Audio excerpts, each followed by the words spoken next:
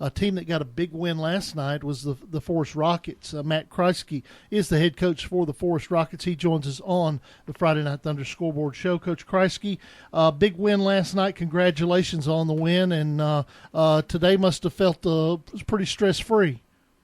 I wouldn't say it's stress-free. We're getting ready for a second-round opponent, looking at Westmoreland and Marion County. We're actually heading back from Marion County at the moment. We're talking to Matt Kriesky. His team victorious last night.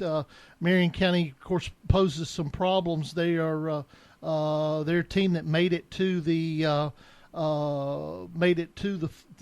Blue Cross Bowl last year, or was it year before last? It was last year. It was last year. Yeah, it was last year. They went year before last. Actually, they went and watched South Pittsburgh play. But how do they look, and what did you see last night that you're going to be able to use well against Marion County? They look really good. You know, they run really fast tempo. They run wing tee, but they run really fast. They run a 3-3 on defense, and they're flying around. They're a really good football team. We're going to have to play well next Friday, mistake-free football, and have a good game. You've got Marion County victorious over Westmoreland 42-0. That was the final there.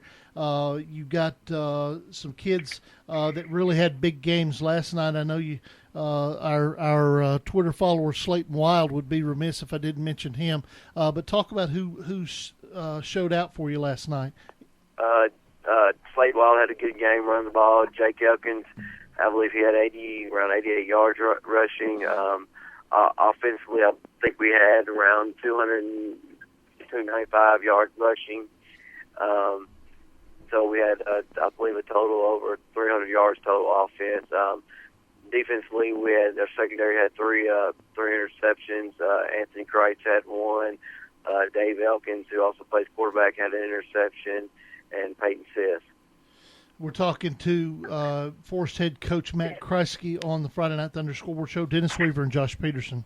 Coach, had several teams that moved up their games this week to Thursday. Your game, one of those. Talk about how that decision went down and what it's like for you to change that, kind of change the schedule last second like that, and change your game week approach, and how that benefits you to have an extra day of rest moving into next week. Well, it's not something I wanted to do. Athletic director came to me on Wednesday morning wanting to do it, and I'll be honest with you, it's not something that I was happy about. But once he discussed it with Bledsoe County and their administrators, and they wanted to do it, I guess I really didn't have a choice. I jumped on board. You know, it is what it is, and we were able to get it. And like you said, we were able to get an extra day of rest and start working on Westmoreland and Marion County today. And just get a head start on things for next week. Matt, forgive me for not knowing the answer to this. Are you a married fella? Yes, sir. Okay, so you understand that. So this sounds like you got the last word in this whole deal, just like you do in married life, and that last word is yes, ma'am, right? Yes. You're right about that. Before I let you go, how you guys? Any injuries that are going to hamper you next week?